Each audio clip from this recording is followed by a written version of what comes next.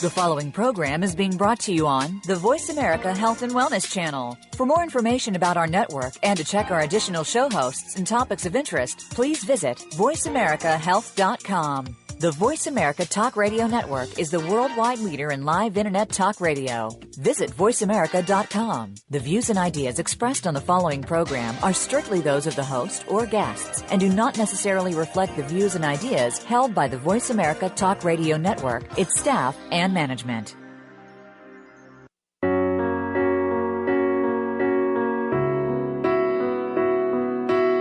Loss in our lives takes on many different forms and can be more than just a physical loss. It goes beyond that to include emotional loss, business loss, and loss of personal health. This is Voices for Healing with Cathy Roberts. Today, Cathy and her guests will help you find out that you are not alone in dealing with loss and grief. There are so many different ways to deal with loss. What works for some may not work for others. Together, let's find the solution that you can use. Here's your host, Cathy Roberts. Hello, listeners, and welcome to Voices for Healing Talk Radio. I am your host, Cathy Roberts, and in my work as a professional counselor, coach, and educator based in the Maryland suburbs of Washington, D.C., I work with people living with and growing in response to all sorts of loss and change. You can learn more about me and my work on my website, cathyroberts.net, and from there we can connect on social media. You can also subscribe to Voices for Healing on iTunes and get regular podcast downloads. I want to acknowledge Pathways Magazine for their support of this radio program. Pathways is a free quarterly journal distributed throughout the Washington, D.C. area. You can pick up your copy at your favorite library or health food store. The summer issue is now available, and the autumn issue will be out on September 1st or thereabouts. For our listeners across the nation and around the world, you can read the Pathways at www.pathwaysmagazine.com. Each week, this show features a guest who has expertise in some area of healing and loss and finding opportunity. My wish for everyone listening is that you connect with some of what you hear on the shows and be inspired to use challenges to grow and become your most real, authentic self. Well, today this program will be a little bit different than it has been in the past. I have a guest lined up who is truly a global mom, and that is the name of one of her books. And she is raising a family all around the world. And last I heard from her, which was last week, she was in Utah in the U.S., and she may be joining us on the line, but she's not quite there yet. So we will shift our focus from the show that was planned for today, which was called On Loss and Living Onward, to some things that are passionate to me. And if Melissa comes on the line, we'll be delighted to have her because I think she has some really good information and some sharing for all of us about loss and living with loss. In the meantime, we will dive into some things that I really like a lot. Anyone who was listening to my talk, I gave a talk in Columbia, Maryland on Friday morning at a group called Connections Over Coffee. You heard me talking about vitality, and vitality has become something that is really one of my biggest passions, and I will share that with you. Before I get started talking about that, though, there is a poem that I absolutely love because it is what most describes what vitality is. And it's a poem by a 12th century poet. And I would love to say that I had it bookmarked here, and I don't. So it will take me just a moment to find this poem, which I think some of you will know. Here we go. This is a poem by Rumi, and it's called The Guest House. This being human is a guest house. Every morning, a new arrival. A joy, a depression, a meanness. Some momentary awareness comes as an unexpected visitor. Welcome and entertain them all, even if they're a crowd of sorrows who violently sweep your house empty of its furniture. Still, treat each guest honorably. He may be clearing you out for some new delight. The dark thought, the shame, the malice, meet them at the door laughing and invite them in. Be grateful for whoever comes, because each has been sent as a guide from beyond. I really love this poem by Rumi. And what this poem communicates to us is that whatever is happening out there in our world that comes our way and affects us in ways both small or large, we are called to face, to rather than slink away from, to meet in whatever way we can at a given time. And I like to think that that's really what this thing that I'm growing passionate about, vitality, is really all about.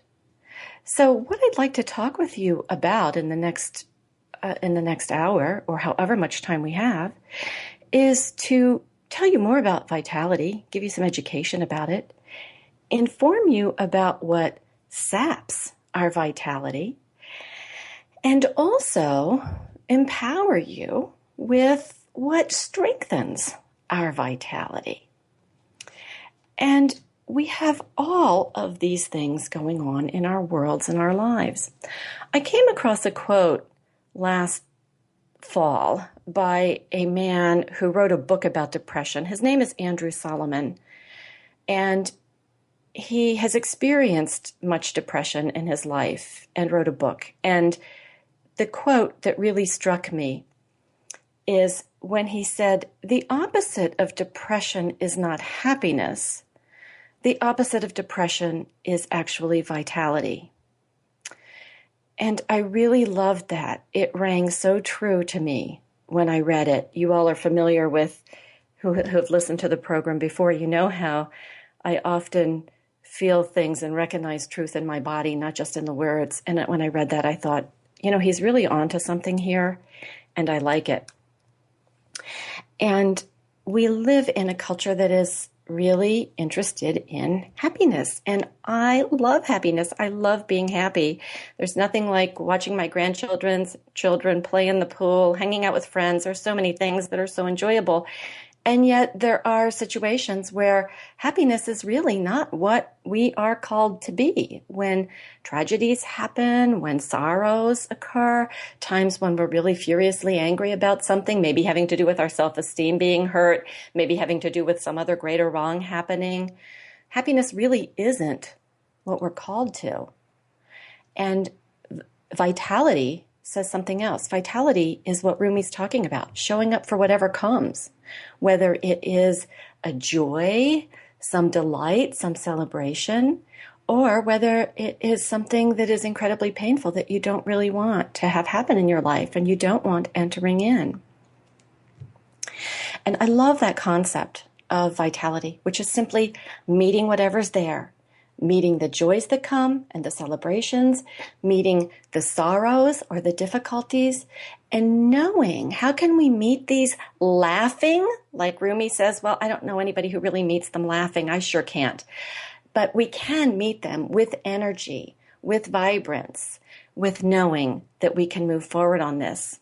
Now, I'm really happy to let you know that our technician has just informed me that we have Melissa on the line. So we are going to take a short break, and when we come back, the program will resume with what we planned, which is talking with Melissa Dalton-Bradford about her experience. So we'll be right back.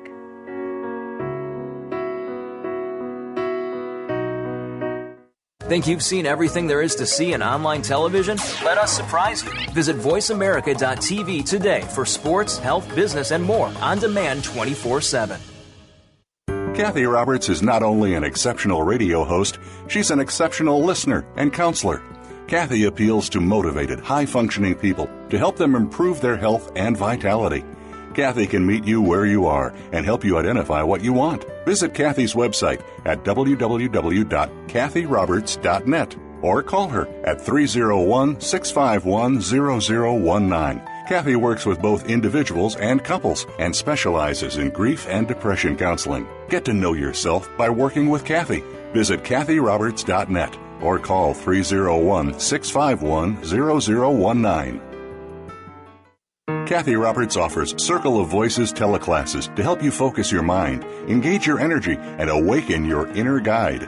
Through this experiential and interactive series, you will know yourself more and learn to express yourself authentically in your personal life. Visit Cathy's website at cathyroberts.net to find out about this teleclass series, designed to open you to change and engage healing in the fabric of your life. Go to cathyroberts.net or call Cathy at 301-651-0019 for more information. Now you don't have to stay linked to your desktop or laptop. Take Voice America on the go and listen anywhere. Get our mobile app for iPhone, BlackBerry, or Android at the Apple iTunes App Store, BlackBerry App World, or Android Market.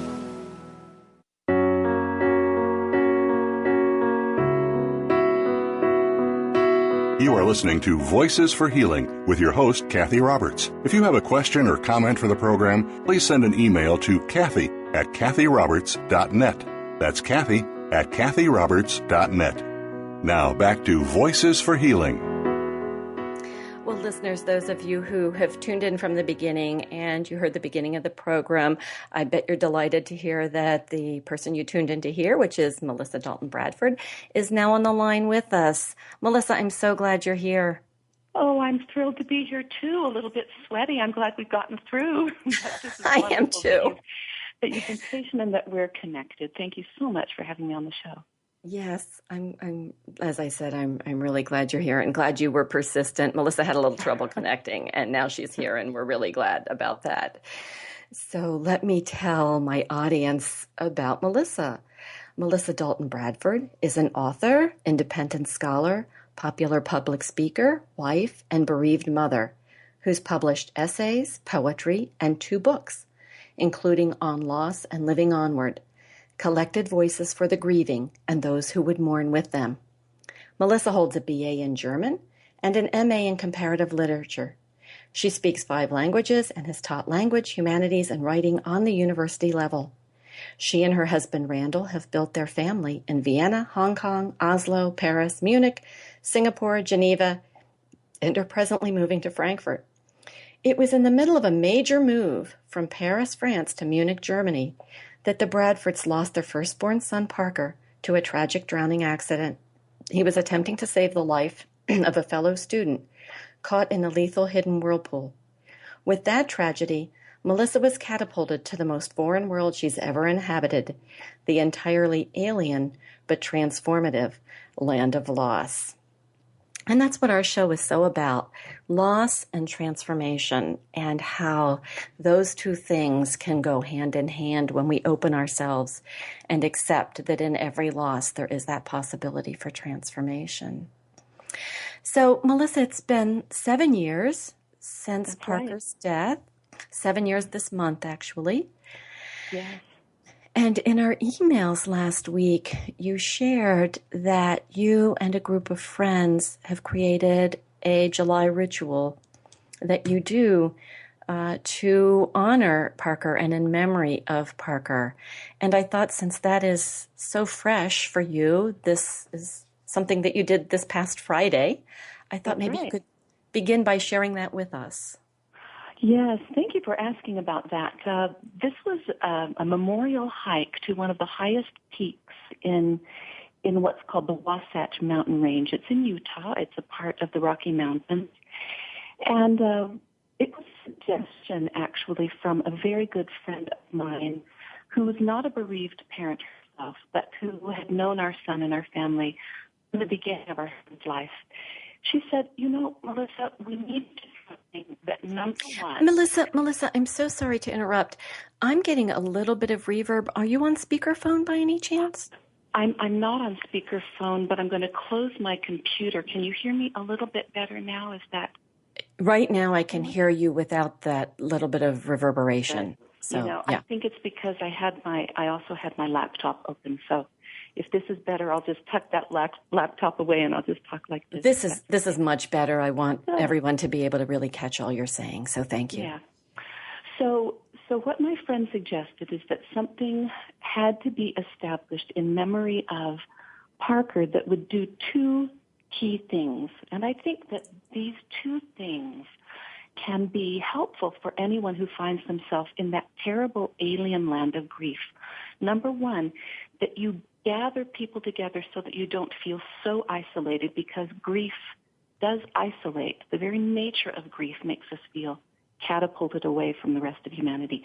Number two, that it draws the person of Parker back into our circle.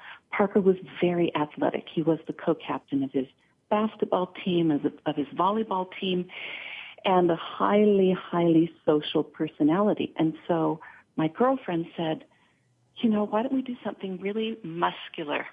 It'll bring people together. Let's find a high mountain and let's hike to it every year. And so that's what we did. And because our family has lived in many, many different geographies and cultures, we're in the middle of our 17th international move as we speak. We have people that come from around the world, from Singapore, from France, from Germany, from Switzerland, different places in Europe and Asia. And even though they might not have a personal experience with loss, they will be a part of this circle that memorializes this young man, but it also helps them converse with other people who've had this experience. You know how, you do this professionally, Cathy. You know how people are at a loss for words. They're stymied. They don't know what to say. And so very often we don't say anything, which unfortunately contributes to that feeling of isolation that people have when they're bereaved. And so people find a circle of open hearts who are willing to talk and share what their own experiences are.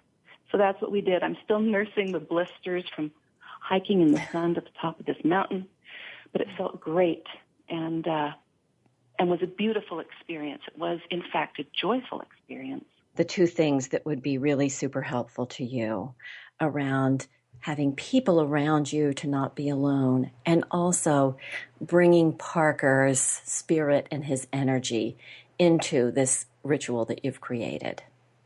That's exactly right. What made our experience with loss maybe even more complicated than it even had to be. Loss is always complicated, but what made it even harder was that we were in the middle of this move from one community to another, and so we arrived in a new country, a new language, a new culture. We knew no one. No one that saw us, met us, just tried to greet us on the street, had any idea that we had a huge hole in the middle of our torso and that we were a broken family. And so that made us feel even more alone. So we had to seek out people through technology and different means to join with us in our experience. And I can attest to the fact that there is a great deal of power in community.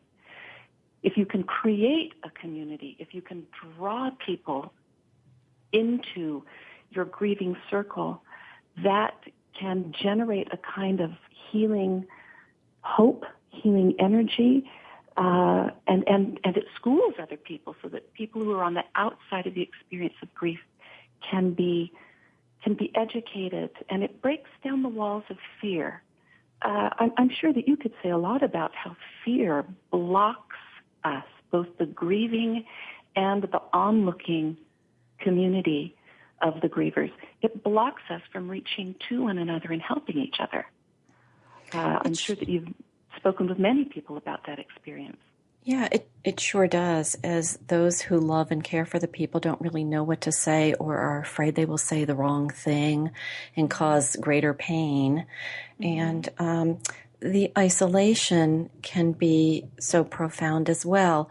And I'm also thinking, though, about how you describe in your book a period of isolation that you took on willfully and perhaps even purposely for that first year or so of grieving. And for those who might be listening who are newly bereaved, I'd like you to share that with them too, so that people don't feel like they have to go out and do this right now if that's not what they're feeling like doing. How do you pronounce that?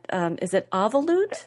Yes, you said it just right. It's a Jewish term. Well, it's from the Jewish tradition. It's a Hebrew term, avalut. I'm glad that you brought that up because I wouldn't want to mislead people into thinking that my response to loss was to immediately start doing a hoedown and square dancing and doing all of the light and frivolous things that would somehow distract me from my grief. On the contrary, what avalut is, and I'm not Jewish by heritage or by faith. I'm actually a practicing Christian, but I found the term avalut during the first winter after losing our Parker in the summertime.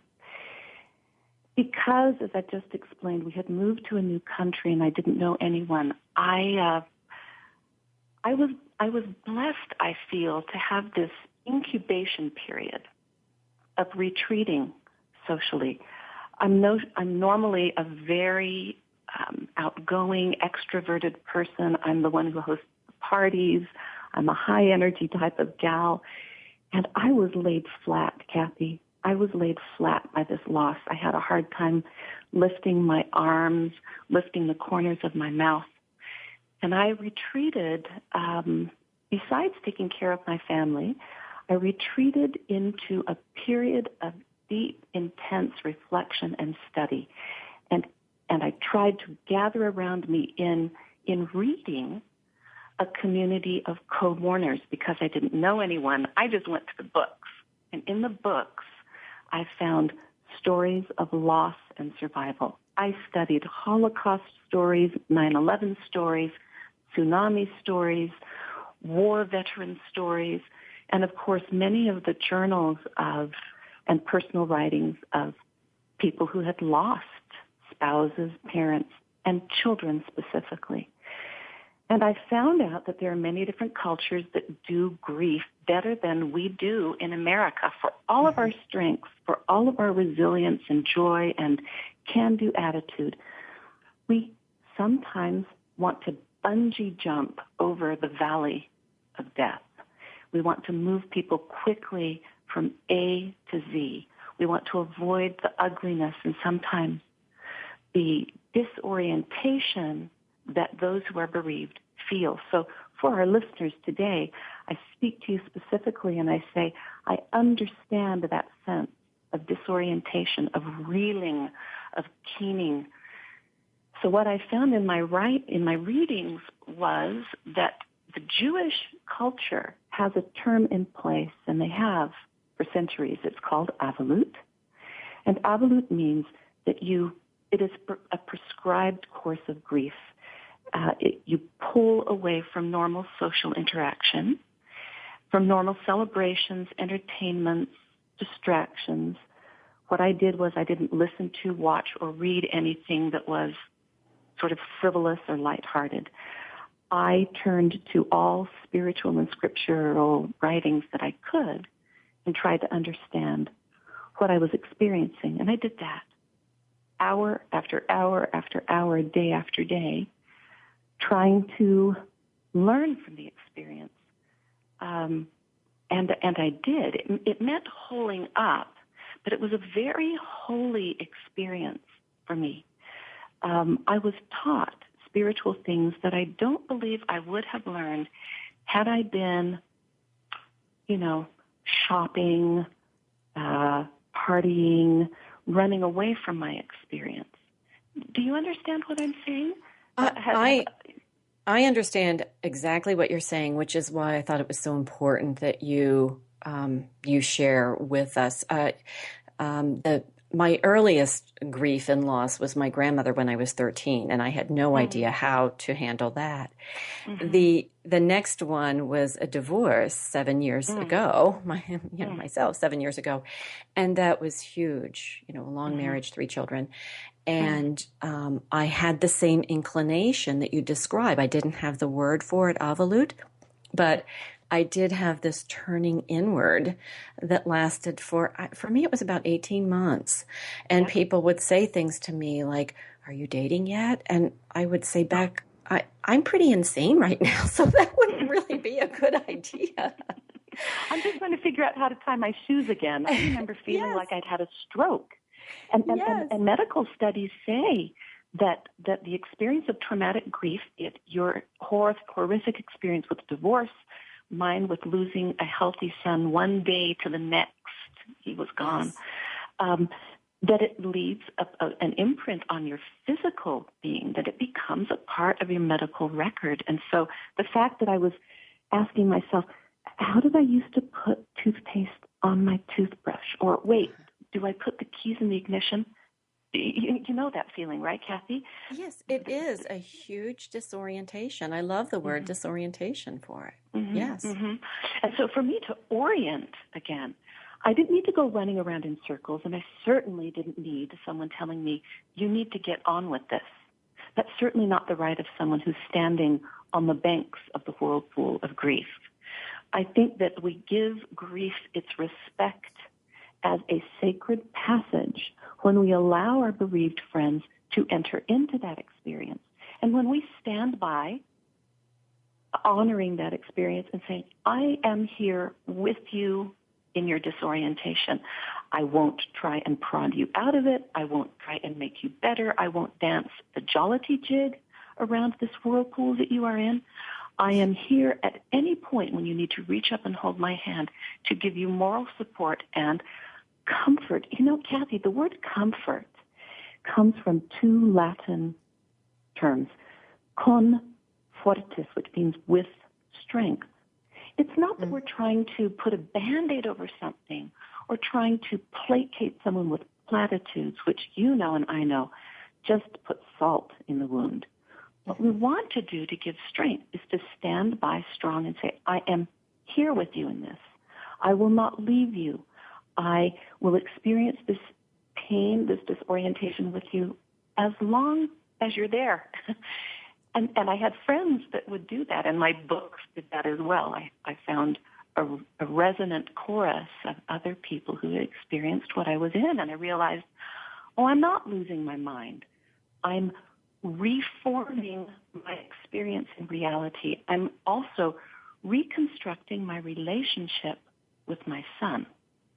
And I think that is a critical part of finding your way when you are bereaved, that death might end a mortality, but it does not have to end the relationship. And that, for me, is what ongoing bereavement means. It doesn't mean that I'm still lying flat on my back and wailing and keening. It means that I'm transforming my relationship with that person whom I love and whom I still believe exists in a different realm, in a different reality, and that partnership carries me forward. Yes. You've said so much richness in your comments just now, and I want to highlight some of them. And one that is a thought that I think you and I both share, and that is that sometimes our culture wants to so quickly feel better, and people get uncomfortable with grief or sorrow going on for some period of time. But the truth is, it has a life of its own. It comes and goes like waves in the ocean, and it goes on forever and ever and ever. I can still grieve my grandmother who died when I was 13. Yes. And I still find myself having connection with her. I dreamt about her for the first time that I ever remember dreaming about her this past Friday night. And that was so meaningful to me that it's been that many years. I've never dreamt about her. And here she showed up in a dream. So I'm very curious about that. I feel very wonderful about that, and I'm curious about it. And so I I recall a grieving parent telling me many years ago, before I had given very much thought to this when I was a much younger woman, that as she shampooed her hair to attend the funeral of her son, she felt the disconnect of it all. Doing something so routine while preparing to do something so profoundly disorienting. Yes, yes. And I had similar experiences too. In fact, that seems to be a common trait of early grief. One wonderful writer, Nicholas Wolterstorff, I recommend his book, Lament for a Son, for anyone who's lost a child or experienced other bereavement, particularly through death. And he says, I walked to a grocery store, and he explains that he was repulsed. He was repulsed that the mundane life had gone on, and he was almost in another world. My description for it has been, I felt like I was walking around in an astronaut suit for months. I was in the company of other people, but I wasn't breathing the same air. Everything sounded different. My voice sounded different, and I was incapable of connecting for quite a while with other people. Some people call it being shell-shocked. I call it being shelled.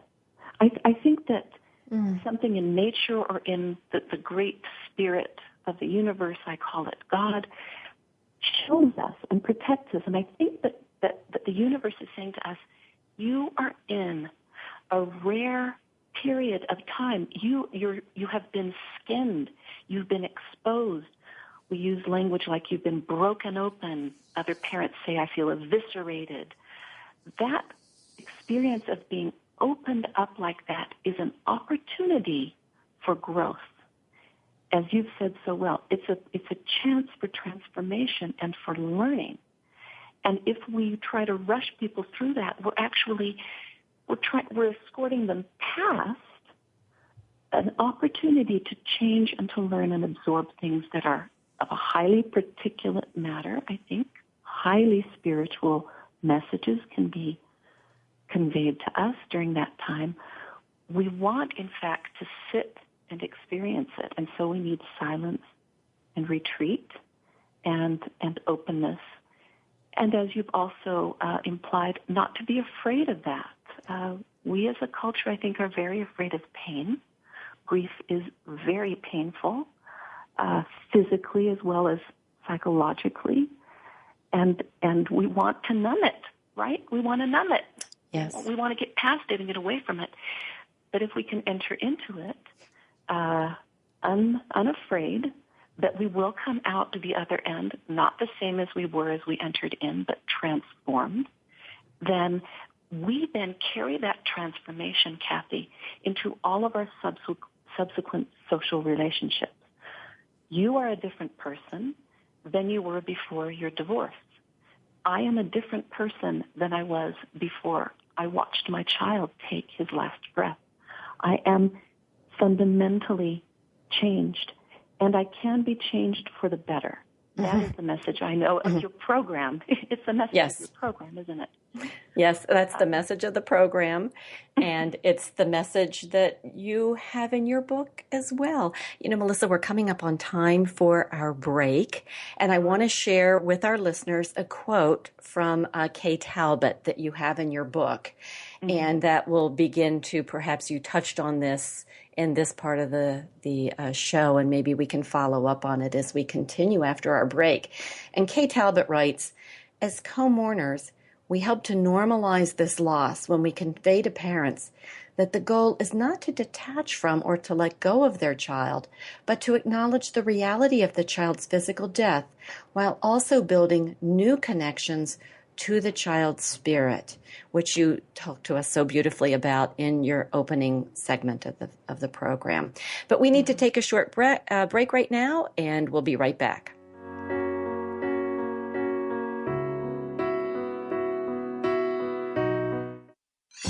Your favorite Voice America Talk Radio Network shows and hosts are in your car, outdoors, and wherever you need them to be. Listen anywhere. Get our mobile app for iPhone, BlackBerry, or Android at the Apple iTunes App Store, BlackBerry App World, or Android Market.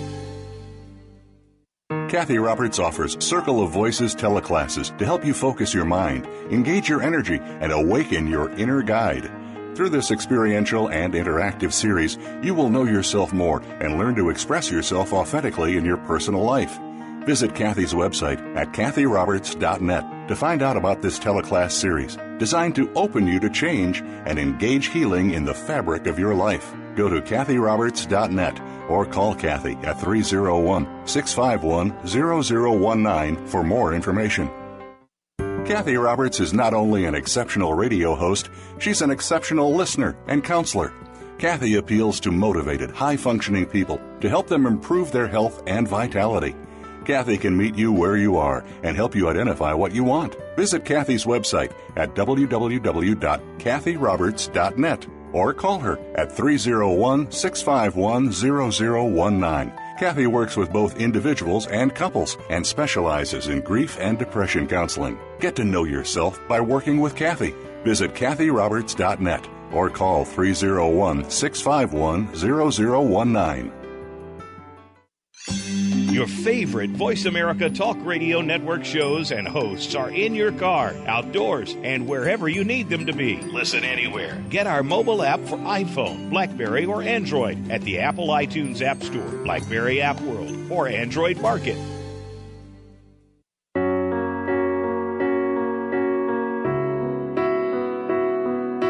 You are listening to Voices for Healing with your host, Cathy Roberts. If you have a question or comment for the program, please send an email to Cathy at cathyroberts.net.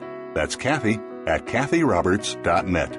Now back to Voices for Healing. This is Cathy Roberts again, and my guest is Melissa Dalton-Bradford. She has written the book on loss and living onward. And I want to say one thing to our listeners and to you, Melissa, and that is, this is really the most beautiful book I have read on grief since Joan Didion's Year of Magical Thinking. And my goodness. I just have to say that to you. This book, I was in a little bit of, I'll just call it regular everyday kind of grief when I began reading it. And I found myself reading it through tears. And that was what I needed. It was just what I needed to be reading your book and allowing tears to flow. And I just thought it was beautiful. The combination of quotes and your own personal story are very touching and meaningful. Thank you. I'm so grateful that you would say that to me. The response to the book has been more powerful than I had expected. It was a wonderful experience to be able to combine my personal essays with these voices of many people who know grief of different kinds, and to honor them in that way. And in that sense also reaching out to others and say, you are part of this community too. None of us will make it through this life without losing. And so all of us need to have a vocabulary for our grief, and we need to know where we can turn to find support and strength from one another. So thank you for saying that, Cathy. I'm very touched by that. I am. Yeah, it's absolutely a beautiful book, and I recommend it to anyone. I also had a thought as you were talking about, sometimes people say, well, how do I grieve? And I think one way to say it is the same way you live. And you chose, the way that you chose to really dive in and study death and bereavement and grief is something about the way you live your life as a scholarly person interested in learning and teaching. And so I just think that's important for other people to think, well, how would I do it? Well, if you're an athlete, part of your grief may be some form of athleticism. Perhaps you get out and walk and listen to tapes or CDs or something that helps you while you're walking.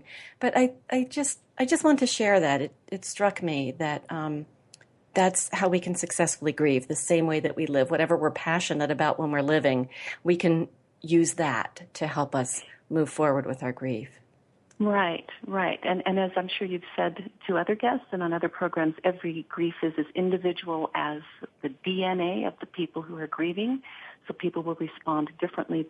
And as you said, I like what you just said about athletes grieving athletically, and artists tend to grieve artistically, and musicians musically, and I'm a writer and a scholar and a global liver, and so that's how I responded. I went right to the words. That's what I did. That was my natural inclination, and because I've lived in many different countries, every time I've moved to a new country, I've consulted the maps and the experts of that country, and that's essentially the same thing that I did with the Land of Loss. I went right to the people who knew it, who could tell me what this rocky, forbidding, foreboding terrain was about. And in a way, to form an analogy, those people who had crossed that terrain of grief, who had been to the top of the mountain and made it through the valleys and everything, they were my trail guides, in a way, if you will. And I saw, okay, they've made it, and they might be scarred and bruised and blistered, but they've made it, and I'm going to follow them. So that's what I did. So you created a community of kindred spirits who, in the beginning, you didn't know face to face, but they were certainly out there. They were writing about what you were feeling, and it helped a lot. Right, and in fact, I'm so flattered beyond words that you would mention Joan Didion's book, The Year of Magical Thinking. That is the first book that I took into hand, besides Holy Writ. So I turned right to Scripture. I felt God would understand this as well as anyone, and so I was reading Scripture right and left. But I also read Joan Didion. I appreciated her voice, her frank, sort of acerbic, very sparse prose, and at the end of my book on loss and living onward, I even thank all of those writers. There are only two with whom I've had any direct contact, but they were very gracious, Kate Braystrup and Nicholas Wolterstorff, wonderful human beings, as well as the seminal writers on grief. But all of the other ones, I didn't know Wordsworth or Mark Twain, Samuel Clemens. I don't know Joan Didion, but I thanked them in my acknowledgments, because in my loneliest hours, I communicated with them, and I nodded when I read their sentences, and I wept with them about their own stories. And so they were my virtual community of experienced grievers, and then they gave me hope that I could move forward. Mm-hmm. Yes. I want to share with our listeners a quote from your book. Oh, before I do that, though, I want to give you a chance you're in the United States right now, is that right? I am. I'm in between Switzerland and Germany, so why not take a detour to the Rocky Mountains? That's where I am. Well, while you are where you are, maybe you could share with our listeners if you have any talks coming up or projects that they might be interested in and how they can reach you. Yes. Well, I've been doing a number of things. I was in California just a week ago, giving a large regional fireside, is what I called it.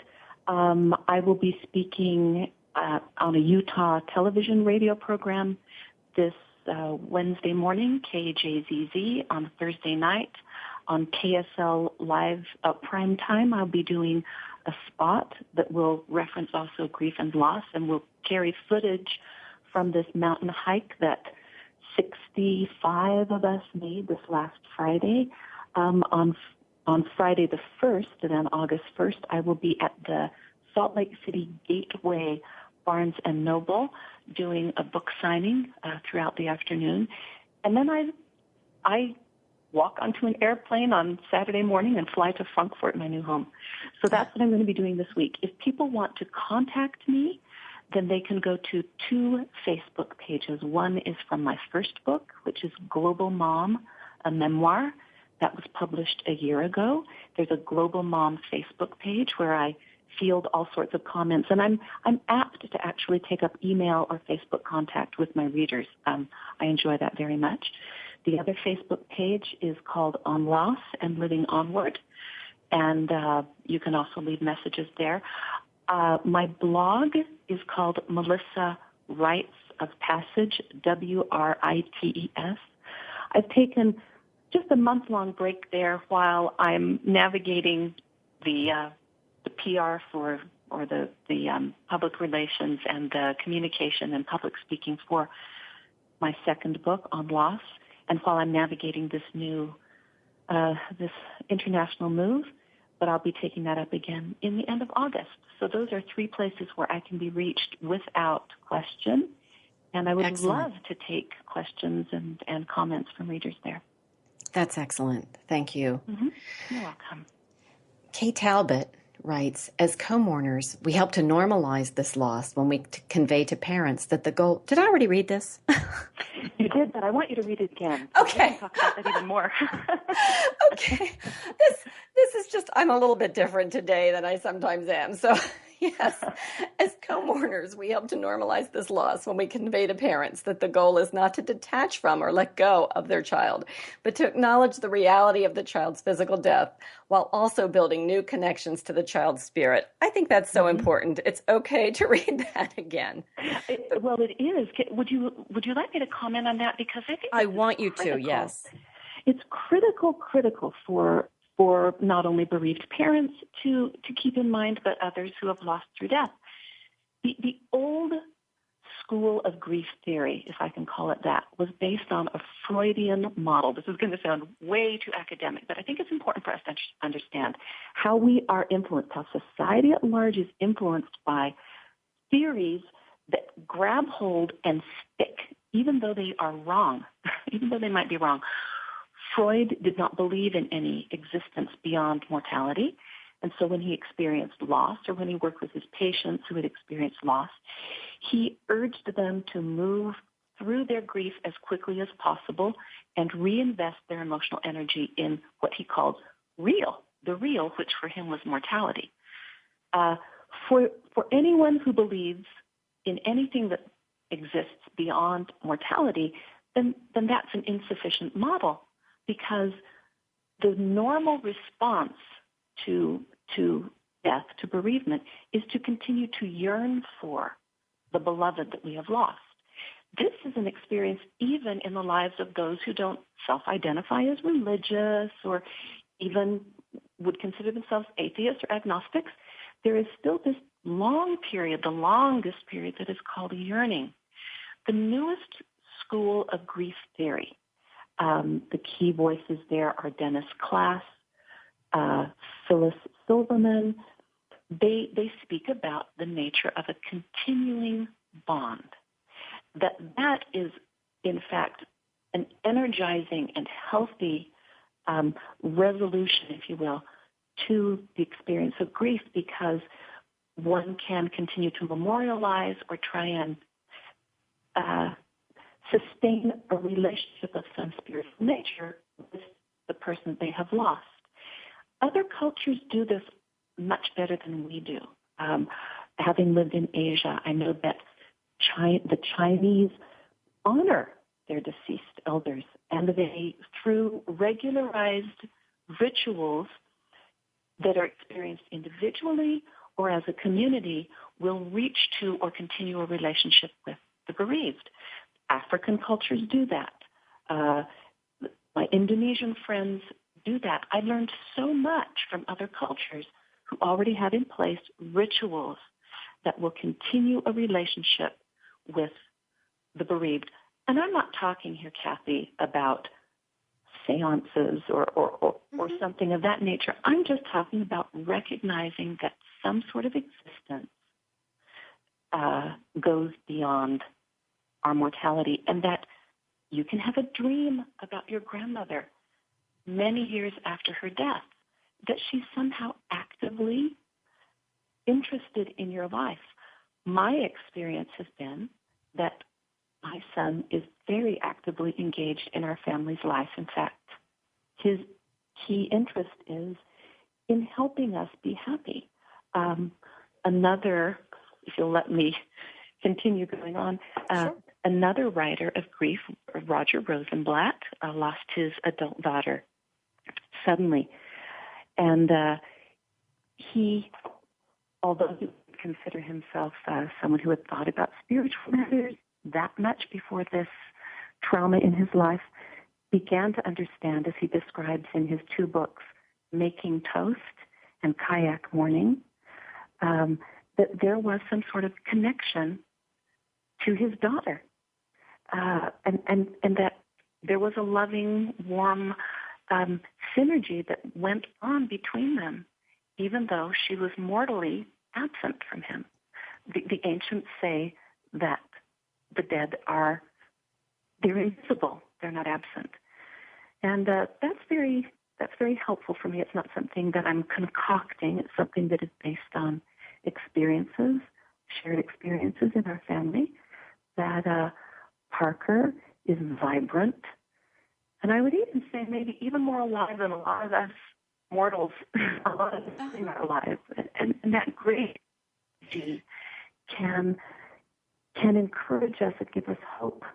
And well, this comment that you're making, I think, can help a lot of people, because even before some of these more recent grief writers that you're, grief and loss writers that you're referencing, people would come to me and they would say things like, I had a dream about my parent, or they would say, I talked to my mother and she's been dead for 15 years. Is there something wrong with me?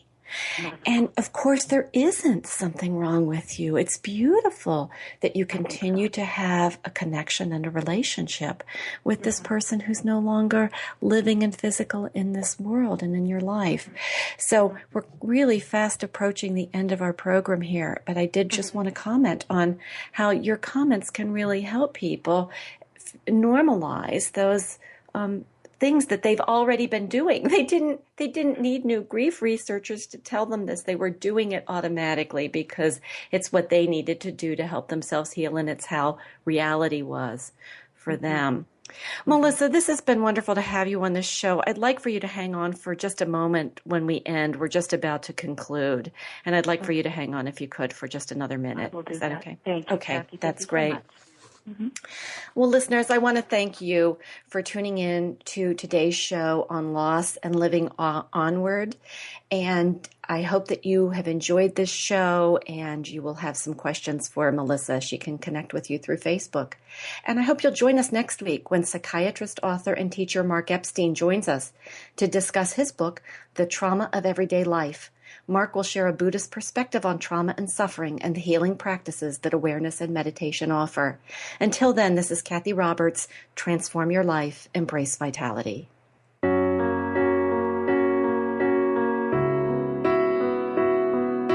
Thank you for listening to Voices for Healing. Please join Cathy Roberts again next Monday morning at 8 a.m. Pacific Time, 11 a.m. Eastern Time on the Voice America Health and Wellness Channel.